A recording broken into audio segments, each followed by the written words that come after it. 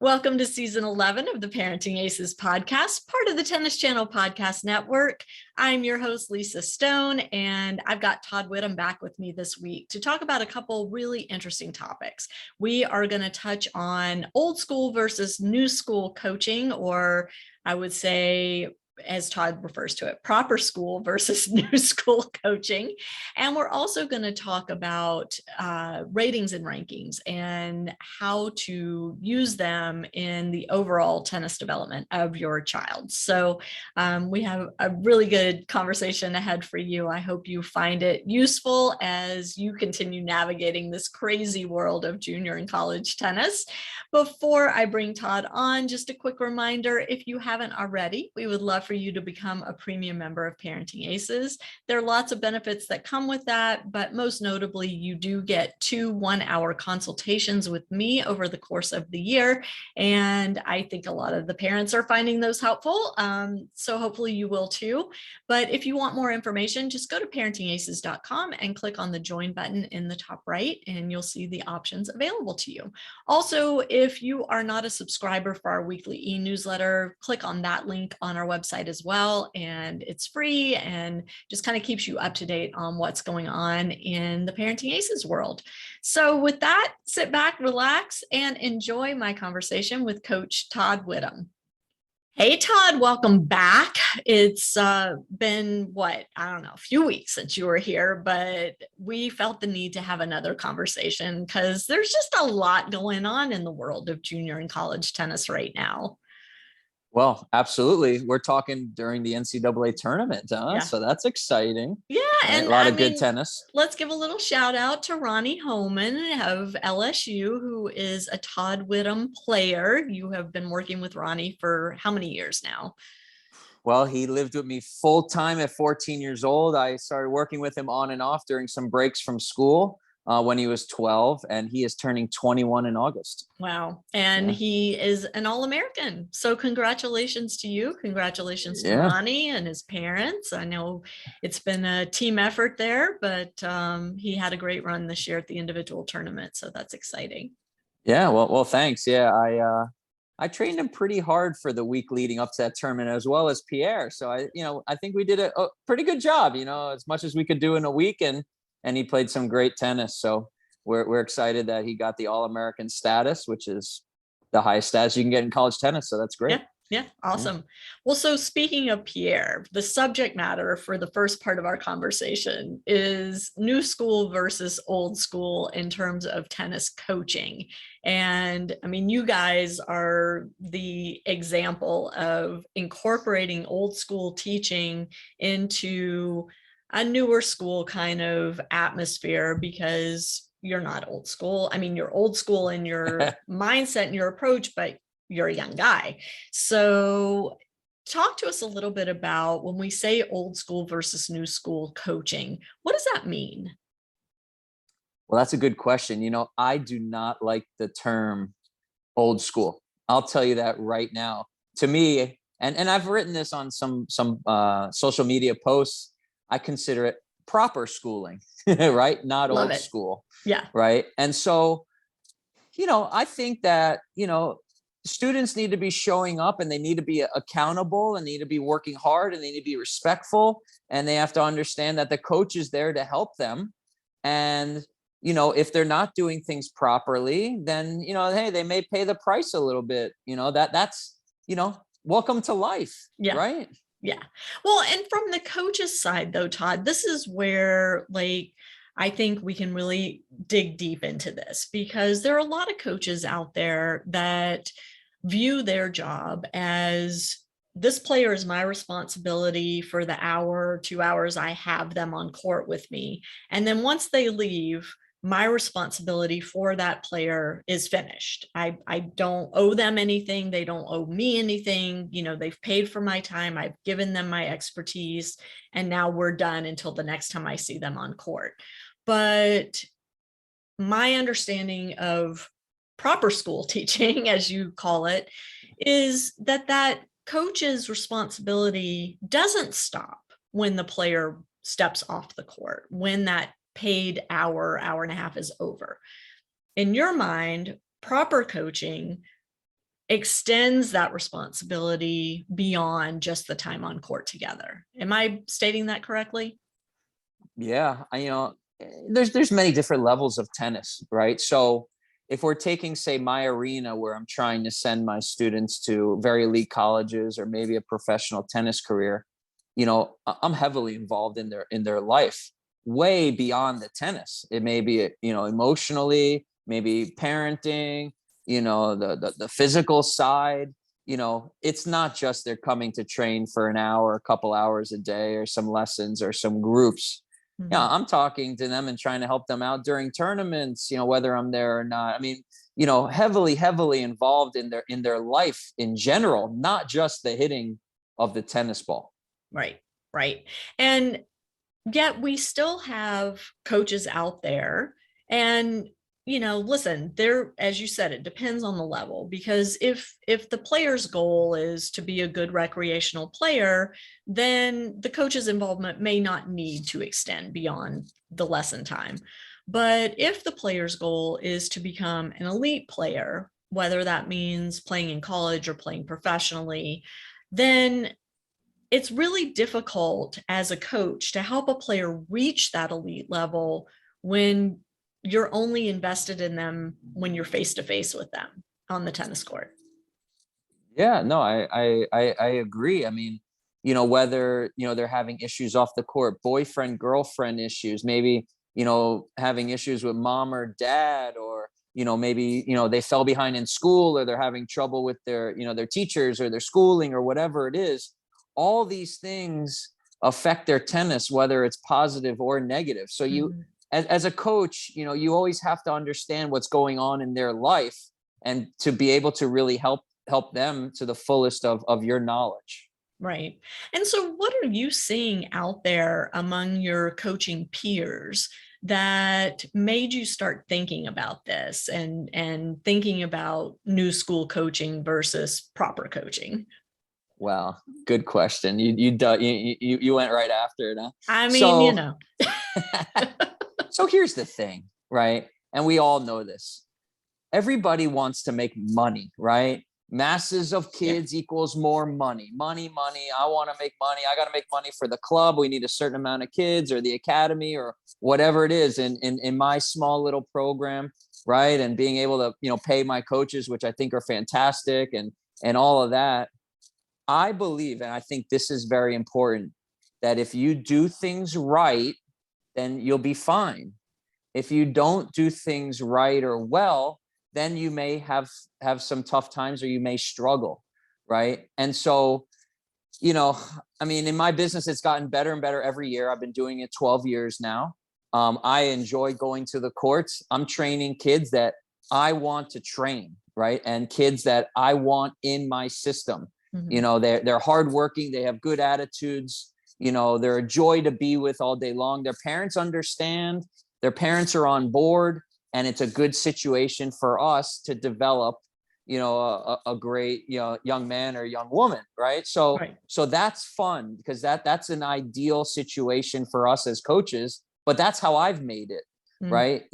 And so not everyone has that ability, because they might not be working for themselves, right? It's my business. They may be working for a club or an academy, or maybe even a federation.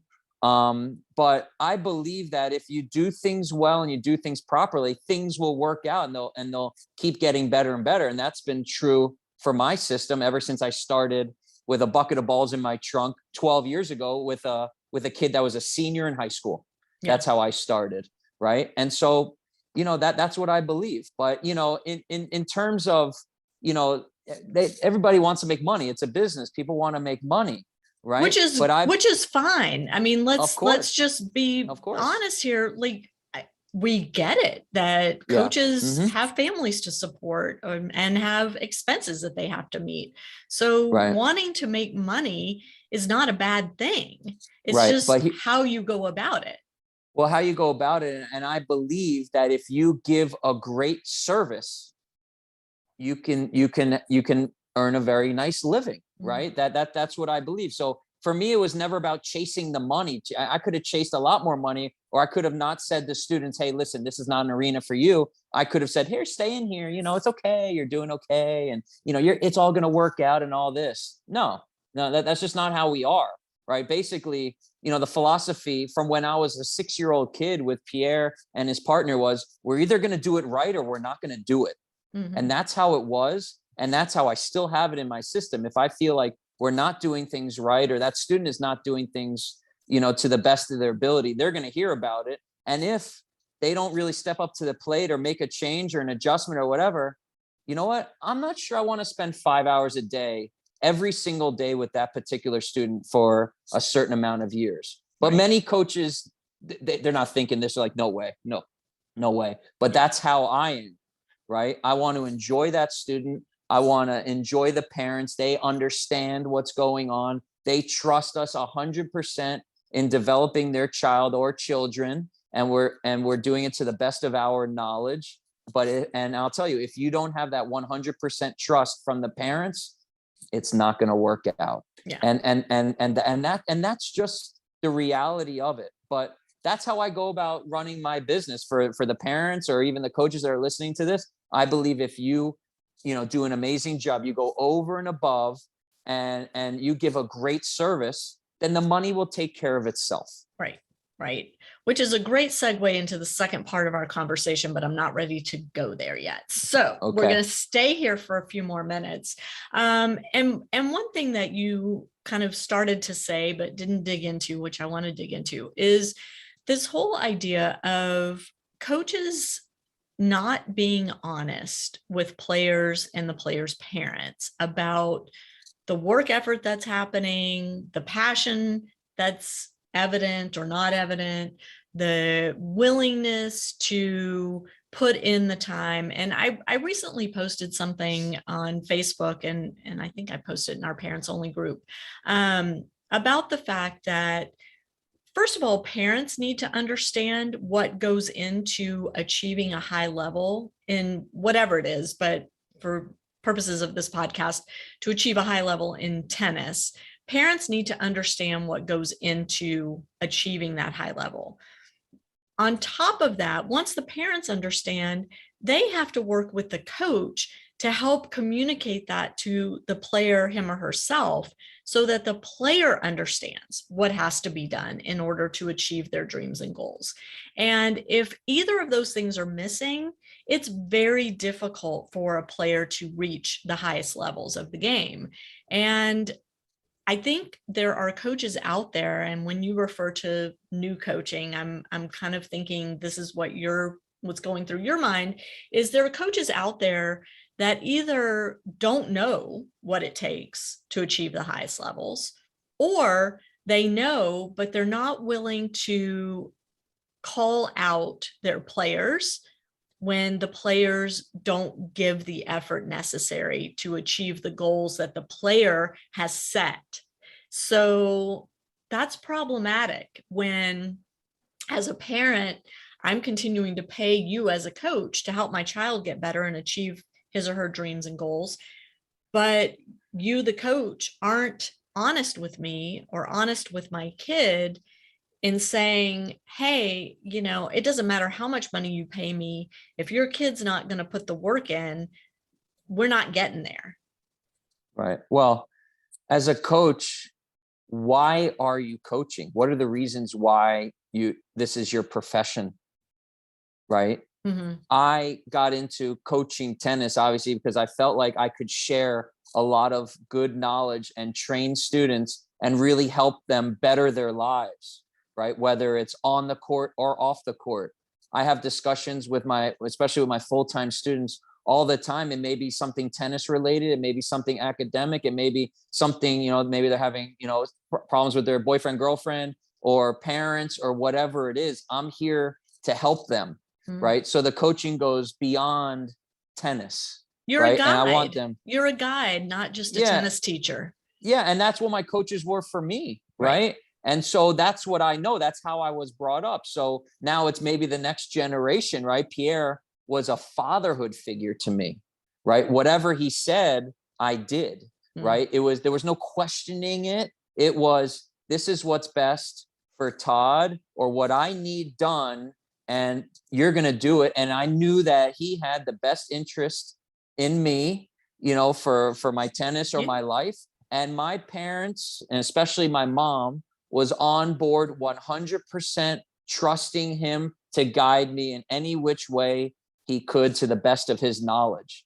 That's why I do what I do on a daily basis. So that's why I'm looking for a particular student for myself and for my staff to spend 5 hours, 4.5, 5 hours a day, and maybe even some private time on top of that. That's what we want. That's how we know that we can really help students progress and maybe go to a certain type of college, and then also learn tremendous skills that they'll apply to their life after college, right? After, say college tennis, or maybe after a pro career, because hey, tennis is going to end at a certain point, right? My pro career ended at 26. Maybe a college player is done at say 22, or whenever they stop, and then there's life after tennis. So, when I start going back and thinking about all the skills that I learned from the clubs that Pierre was at, or, Pierre's partner that was training me, these skills you don't learn in a classroom, but you have to have a great coach that can actually teach it and understand it, and someone that is really, really interested in teaching your child and teaching, in general. One thing you just mentioned, Todd, that I want to go back to is from the parent side, trusting the coach and believing that the coach has your child's best interests at the forefront. And I just had a conversation with a parent asking, should the parent stay at the drills and at the lessons? Should they be courtside for every time the child is having a lesson?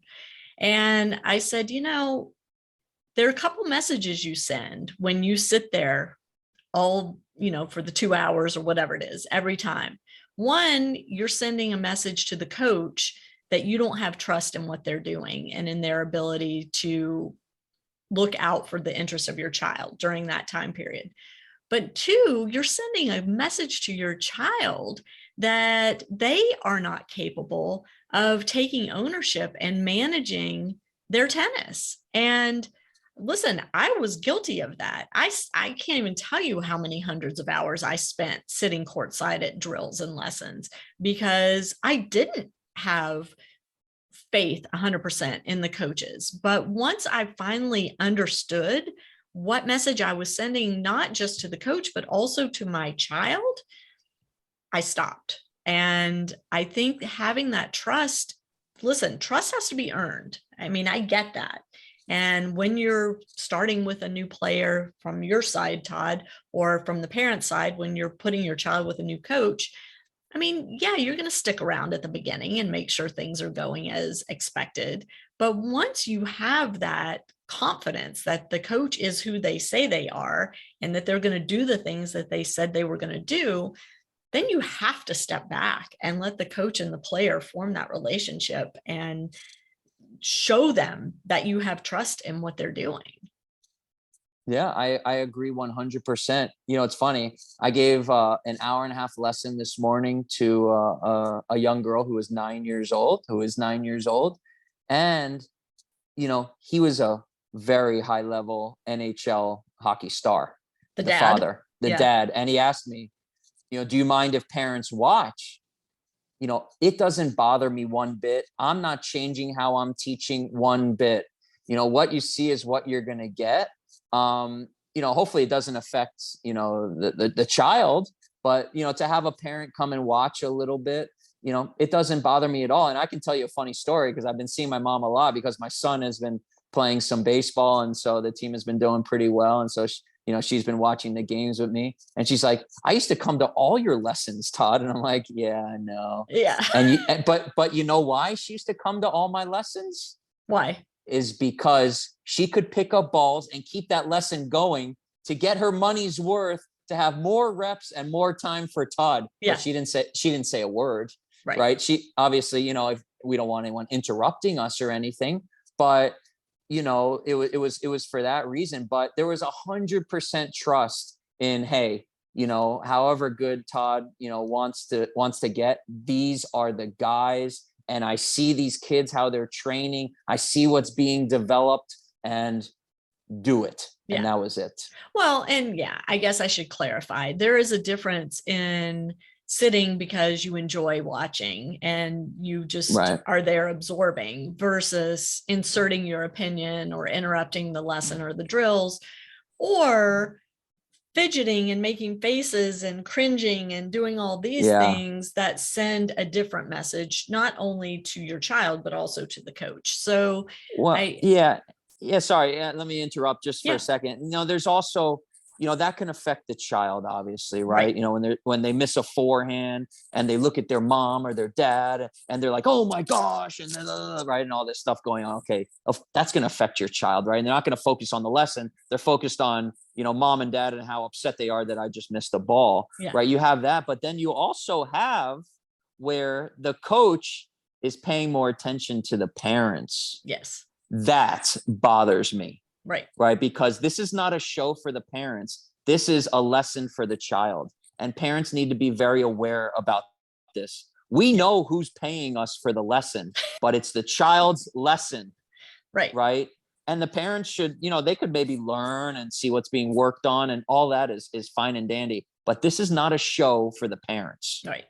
And it's, yes. And it is okay to be there from time to time. I don't think it's healthy for anybody, for a parent to be at every single lesson, every single drill session. There needs to be some separation. And, there are times where absolutely a parent's presence is needed, and then you should be there. But as a general rule, once that trust is established between the parent and the coach and the player, then I think it's time for the parent to take a step back and send the very clear message, by the way, to the child. Hey, tennis is your thing. I'm here to facilitate, but it's on you to put the work in. It's on you to develop your passion, to set goals, to, hold yourself accountable, and to put the necessary pieces together to achieve what you say you want to achieve. And, I'm here to drive you and to pay for it and to arrange the hotels when we go to tournaments, but tennis belongs to you, my child. So I'm here when you need me, but I don't need to, be at every single lesson, every single drill group. And I think that, we're seeing a lot more of that than we used to see, where the parents just, they're hanging out, and they're not hanging out to socialize with other parents and, chit chat and whatever. They're hanging out and are laser focused on what's happening on the court. They're protecting the investment. Yes. Right. And that's ultimately going to hurt. It's going to hurt that child's development. But hey, I mean, if a parent is going to be helicoptering around all day long, that's just not healthy. Right. And then, the student and the coach, right, they need to have that bond, and they need to trust one another, and they need to be focused on each other and what the student needs. And many times if a parent is helicoptering around or whatever, that student cannot focus well enough on the information being provided from that coach if there's outside distractions. For sure. So I guess I'm backpedaling a little bit, and I want to say that, I'm not saying 100% don't ever sit and watch your kids' lessons. No, right. I'm saying understand the potential message that you're sending to the player and the coach, understand why you're watching the lesson, and, maybe think about, do I need to be here? Or, would my child be better served if I drop them off and even go sit in another place in the facility so that my child's not constantly looking over the shoulder at me? And certainly, again, there are times where parents need to be present, need to see what's going on. For example, I will say I remember times where, after a tournament where my kid didn't behave so well on court at a tournament. And I would have the conversation with his coach after, and, I would want to come see him in action at drills and see if that same behavior was rearing its ugly head on the practice court, and how the coach was handling it, if the coach was handling it. And, that was an important time for me to be around. But in general, I would say once that trust is established, that relationship is solidified, parents, do yourself a favor, give yourself a break while your kid is training, go do something pleasurable for you. And every now and then stay and watch for a little bit, but give your child that space to form the relationship and build the relationship, and give the coach the space to do that as well.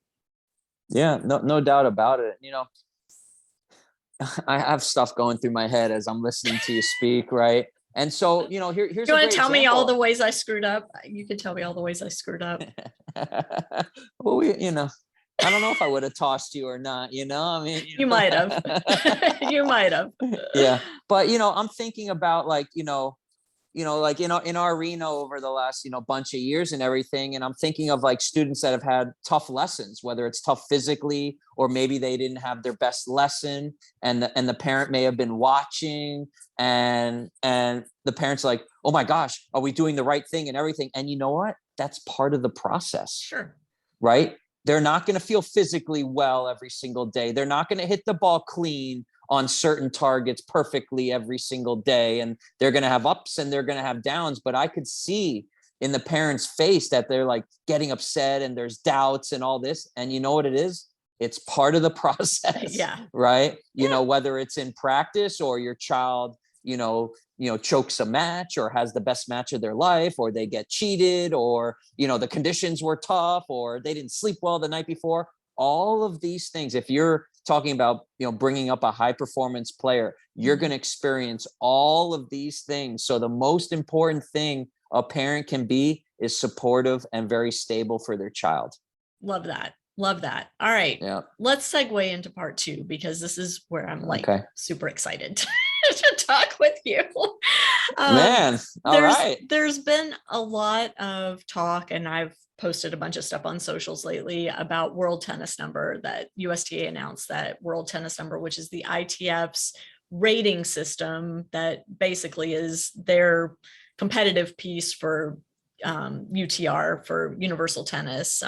Universal tennis and the ITF couldn't come to a business agreement, so ITF decided to develop their own rating system. It's called the World Tennis Number. It is now being utilized in USTA events, and USTA has been offering a bunch of webinars recently to help parents understand what World Tennis Number is. So now, once again, there's this big focus on ratings and rankings, and there's confusion around it. And, should I pay attention to my USTA ranking? Should I pay attention to my ITF ranking, my tennis recruiting star rating, my universal tennis rating, my World Tennis Number? How do I know what to focus on? And the message I keep sending out, and I know you and I are in agreement on this, but I want to hear from the coach's side, Todd, is don't worry about all these ratings and rankings. They are irrelevant if you are trying to become the best tennis player you can be, right? If you get bogged down in, I don't want to play in this tournament because there aren't high enough rated players in it, and so my rating won't go up, or I don't want to play this other tournament because the kids are ranked way higher than me and I'm only going to win a match or two, and so it's not worth, me taking the risk because my ranking won't go up. As a result, I won't be able to earn enough ranking points. That's just not a smart way to approach junior tennis development. Terrible. Absolutely detrimental and terrible to the development of your child. Right? Why? Well, the question is, why does your child play tennis? Right? Why? So as you were just speaking, this is what I'm thinking about, is why does a particular child play tennis? Well, they play because it's fun and they really enjoy the game. But, if they're in a high performance arena and they want to try to maybe, go to a certain type of college, or like I said, maybe a pro tennis career. Why do you play tennis? I play tennis because I want to see how good I can get at it. Not because I want to see how high my ranking can be or my rating. There is a difference. Because, it's interesting, and many of your reviewers, maybe they've contacted me, or maybe, some have come into my arena as a visitor, maybe even a full timer, right? Is they start telling me about UTR and all this stuff. And I just want to assess how to help that player get better, what they need to do on a daily basis to become a much better player and achieve their ultimate goal, which, maybe, like I said, a certain type of college or, a pro tennis career. So the number means absolutely nothing to me, because in my mind as a coach, I'm thinking about, hey, how are we going to fix this? How are we going to develop that? How is this player going to play when it really matters, when they're 16 to 17 years old? How big and strong are they going to play? What kind of athleticism do they have? What type of mentality do they have? How do they handle pressure?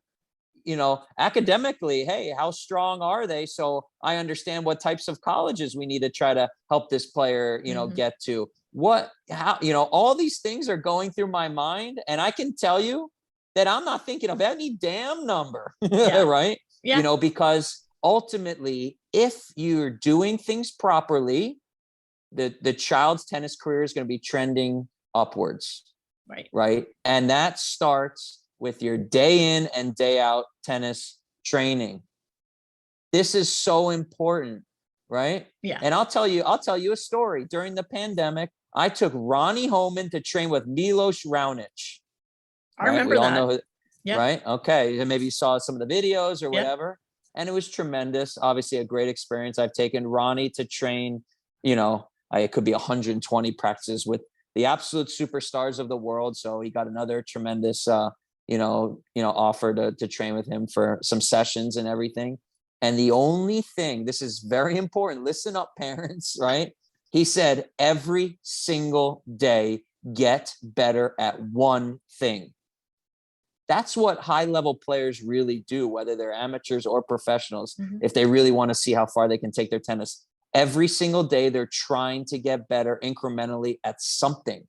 It could be your forehand, your backhand, your serve and volley, slice backhand, fitness, movement. He even said, even if you work on your recovery so your body's in better shape, something has to get better that day. And that's when I go back to, people look at my social media. It's the productivity of that child, of what they're doing every single day. This is most important. I don't care about your UTR. What, if you're an 8, but you practice really well with 9s and 10s, I don't care. I don't base my practice matches in the afternoon on, we can put these 2 8s together. That's pretty even. Or this one's an 8 and a 6. So we got to stay away from that. That's not good. No, no, it doesn't exist. You always have something to work on. I've never had a player come into my environment where I'm like, wow, we don't have anything to develop. They're just so good, right? Yeah. Not even Sunu Kwan, who's 70 in the world, doesn't exist, right? So that's how I look at things. So when parents start talking to me about UTR numbers, it doesn't mean anything to me, because I'm just thinking of how I can help this player become better. Right. That then it takes care of itself. So the playing devil's advocate, I say the same thing. I say it a little bit differently. And my mantra is, every day that you work on your tennis, try to get 1% better. So we're saying, excellent.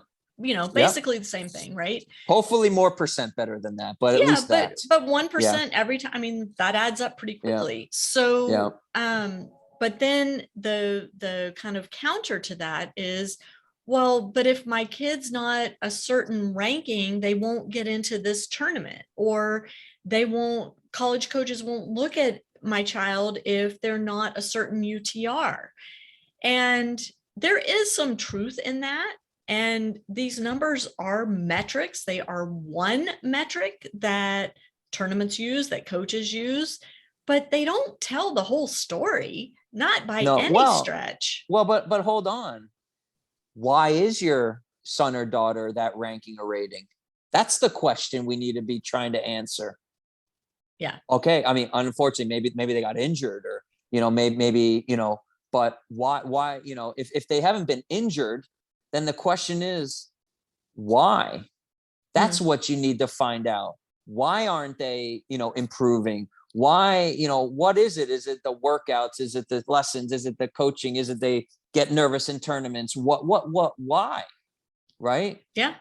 Yeah. Great point. And as an adjunct to that is, if their ranking or rating isn't at a level to get them the opportunity, then they don't deserve the opportunity because they're not ready for it. So it's fair that they're not getting the opportunity.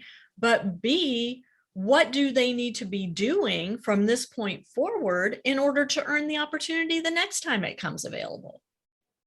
And that's what you're saying. Like, why is their rating so low? Why is the ranking so low? What's happening in practices, in tournaments, that is holding them back from reaching that next step or reaching that next level as a player, whether it's mental, physical, whether it's technical, tactical, fitness related, nutrition related, sleep related. I mean, there's so many factors that go into having success at a high level in our sport, that when you stay focused on the rating or ranking, as opposed to really digging deep into what needs to change in order to help this player get to that next level, you're doing everybody a disservice. Well, yes. Here's what I'm going to tell everyone. So, hopefully they're listening very closely. I developed a term some years ago, right? That is basically, it's called the non-growth mentality. Yeah. That's what I just started calling it. Being infatuated with rankings and ratings and not being infatuated with how your son or daughter is going to improve and get to higher levels is going to just put their development to a screeching halt. And you have a lot of smart parents. They're so smart, right? They're so smart in their business world, in their everyday life, and the numbers and the this, and they're trying to figure it out and they're trying to beat the system. But I'm telling you how it really is. Yeah. Is that become obsessed with getting better. I've been around, so fortunate, right? I've been around the best professionals and some of the best coaches in the world since I was 6 years old. And that was the only thing that was focused on at any level, a beginner to the best in the world. Yeah. That's what they're obsessed with, is how they're going to get better. And like you said, it could be the mental part, the tactical, the physical, so many different factors, but they're going to figure out how they're going to help that player get to the next level. And if you do that, the ratings and rankings take care of themselves. So, absolutely. There's a lot of talk about pulling out of back draws because kids don't want to play for minimum ranking points. It's not worth it to them. Or they don't want to risk losing to a lower UTR player because it might hurt their UTR. And my response to that is, if you're not pitting yourself against players that are at a level below you and being forced to play with the pressure of being expected to win, how are you going to compete in the next level of the game? How are you going to compete in your life, right? When you're faced with obstacles, when you're expected to come out on top, how are you going to learn how to compete in those settings? Well, here's another thing, as you're speaking, it's going through my mind, is that if you have weak coaches and parents that are scared, what do you think that child or student is going to be? Right? It's the society, right? So we go back to the old school versus the new school, tennis coaching, right? If a parent shows weakness, or a coach shows weakness, or anyone is scared, that is not helping that student or child be confident in their ability. The society then is weak. You're protecting that person and you're scared. And anyone that is scared entering a tennis tournament or a backdraw match or whatever, you better believe that it is not going to go well. Yeah. Well, you're not an immediate showing disadvantage. confidence. Yeah. Yeah. You're not showing confidence in that young young man or young woman that I believe that you have been trained so well and you deserve to do very well, right? In tournaments. Yeah. So there's no dodging that, right? And so that hurts the student or the child. Right. You need to go in and say, I believe that you are damn good and you've put the work in and you deserve to have great results. And if you don't, we're going to figure out a solution as to why you're not, and we're going to get back to it. Yeah. Yeah. And that's, I mean, it's funny. What you called it? The non-growth. What did you call it? I call it the non-growth mentality. Non-growth mentality, which, those of you who have read Dweck's book of, fixed mindset versus growth mindset. So that would be comparable to a fixed mindset. It's where you're only focusing on results. You're not focusing on development. You're not focusing on getting better every day. You're only obsessing over these numbers. And it's just not, first of all, it's a really stressful way to approach the sport, because there's always going to be that kid that's ranked higher, that's rated higher, right? There's always going to be somebody better than you. And so how do you compete if you're only focused on the fact that their number's higher than your number, and therefore you don't have a chance to beat that player on that day? To me, that's such a sad way to go through life. Like, if you enter a tennis tournament, you should go into it believing that on any given day, you have the chance, not just the chance, but the opportunity to beat any player that's in that tournament with you. There's so many factors that go into winning a tennis match. Yeah. I mean, it's the mentality, right? Where's the mentality? Where's the strong mentality that, hey, I'm going out there to fight hard, whether I win or lose, right? I may win, I may lose. And then we're going to move on and get better after this tournament. We're going to continue to train well and train hard and get better regardless of the result. Mm-hmm. Where's the mentality, right? Why are we so scared? Yeah. Right? I mean, what? You're not going to love your child if they don't get to a 10 UTR? They're a disaster. They're a failure. If they don't get to a 12 UTR and get to a certain type of school. I mean, come on. Right. I mean, well, and the interesting thing about UTR, Universal Tennis, is it was developed not to be used as a tool to strive to reach a certain level. It was developed simply as a snapshot of today, this player is this number because of what we've seen recently in the way they've been playing. And so in order for that player to have a good competitive match, they should play somebody that's also a similar rating. And if those two similarly rated players go out together, they're going to have a really fun competitive match. That was the reason that Universal Tennis started in the first place. Now it's kind of morphed, not by the company per se, but by the coaches, the players, and the parents. It's morphed into this thing that's, become kind of the end all be all. I have to get to this number rather than I have to get to this level of play. And if we would focus on getting to a certain level of play, not a certain rating or ranking, I think everybody would be a lot happier.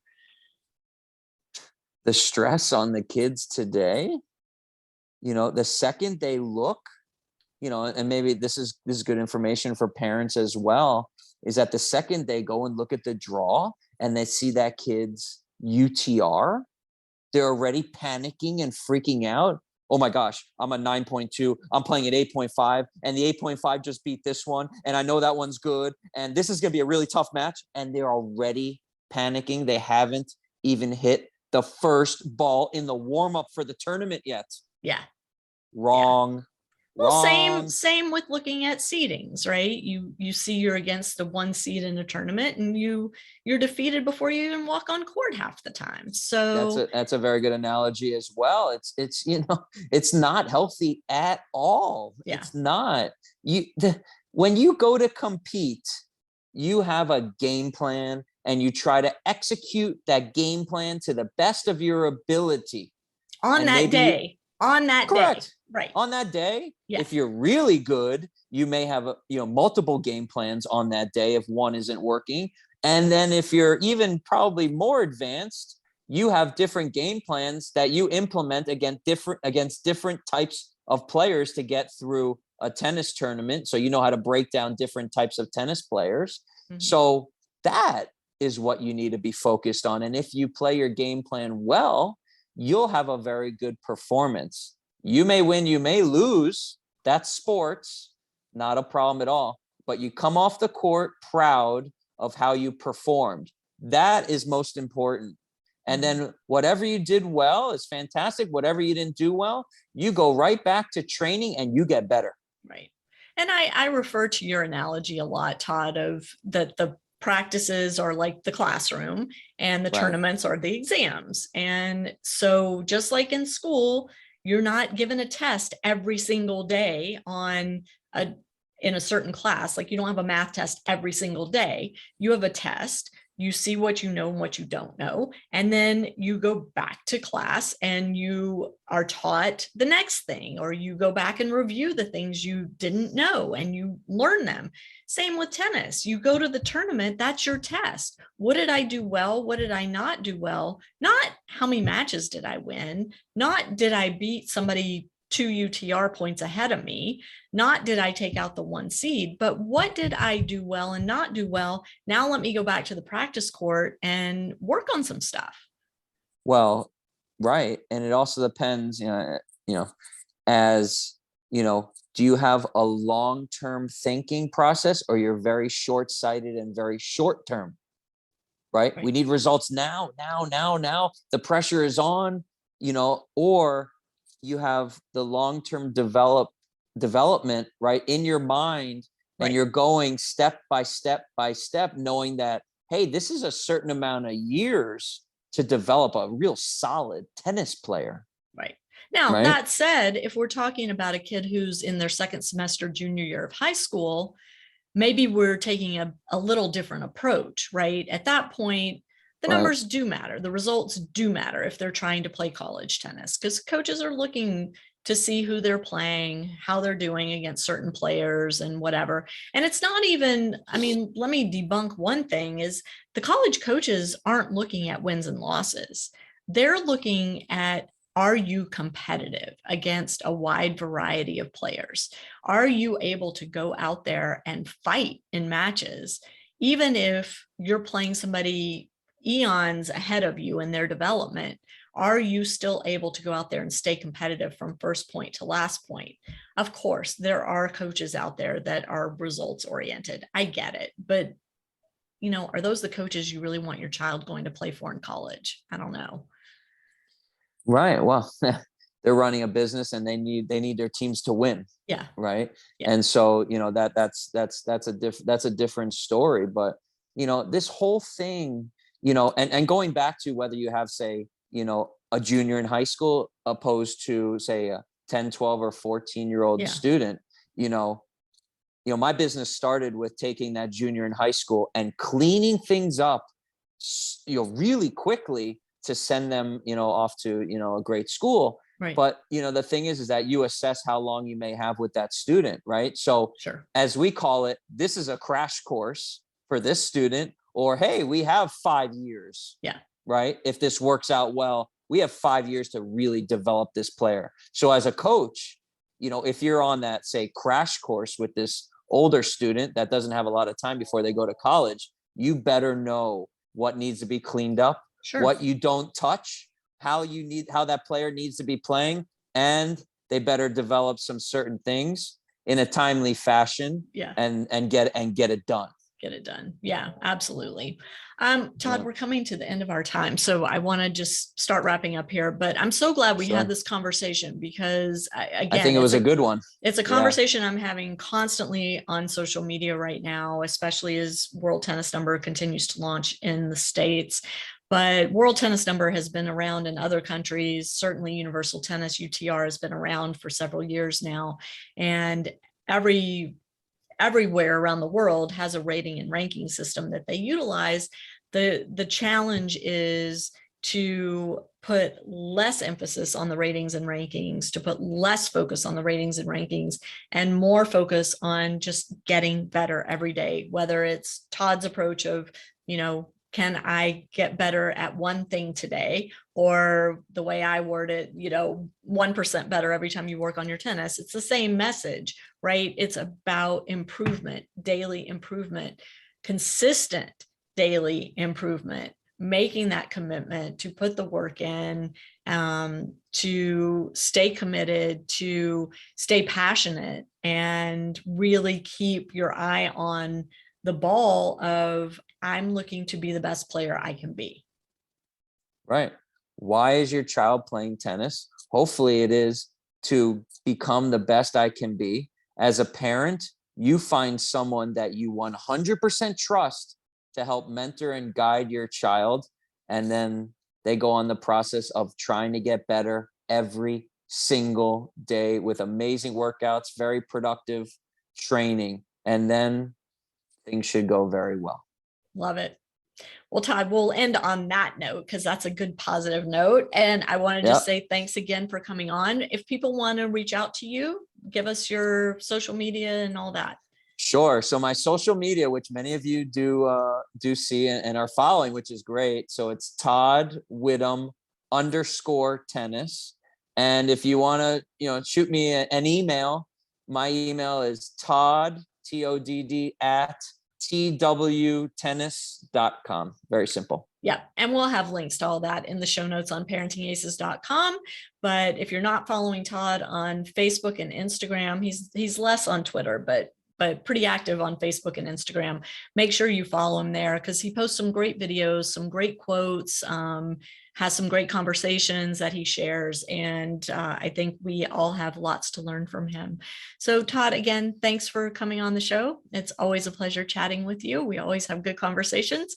And to my listeners, thank you so much for tuning in. We will catch you next time on Parenting Aces.